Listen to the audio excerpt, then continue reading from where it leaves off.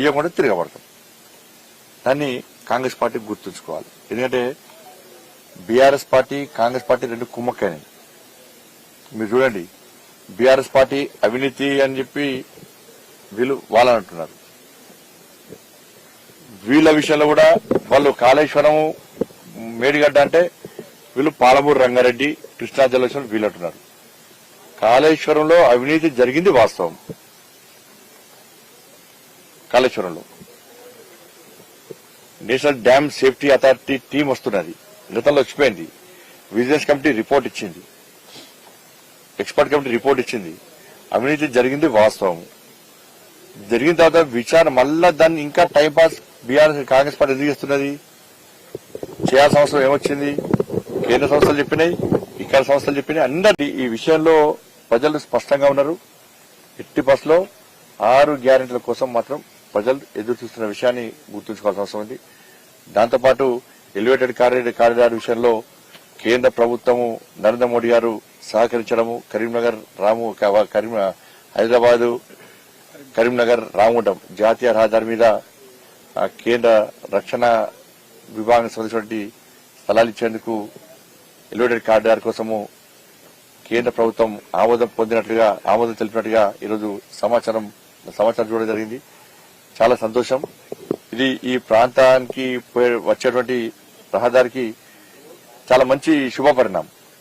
ఎందుకంటే చిన్న రోడ్లతోని national highway అయినప్పుడు కూడా చిన్న రోడ్లతోని ఇబ్బంది పడేటువంటి పరిస్థితి ఏర్పడ్డది.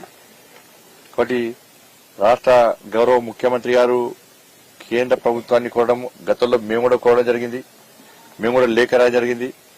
దానికి తోడు రాష్ట్ర ప్రభుత్వం కూడా సహకరిస్తా అని చెప్పి లేఖ రాయడం జరిగింది. కాబట్టి కేంద్ర రాష్ట్ర ప్రభుత్వాలు సమన్వయంతోని రాజకీయాలను పక్కబెట్టి ఓరుకోరు సహకరించుకునే ప్రయత్నం చేస్తే ఏ విధంగా అభివృద్ధి జరుగుతుందో, కేంద్రం కూడా ఏ విధంగా సహకరిస్తుందో దీనికి నిలువెత్తు నిదర్శనం.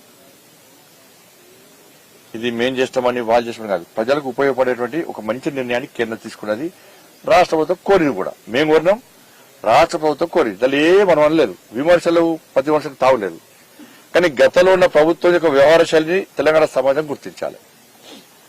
గత ప్రభుత్వము 24 గంటలు మోడీ గారిని తిట్టడము, బీజేపీని తిట్టడానికి మాత్రమే టైంపాస్ చేసింది తప్ప ఊకే కేంద్ర రక్షణ భూములు ఇస్తలేదు, మాకు ఇస్తారని నువ్వు అడుగుతావు తప్ప అడిగదు. అది ఇచ్చేందుకు నువ్వు సహకరిస్తావు కదా.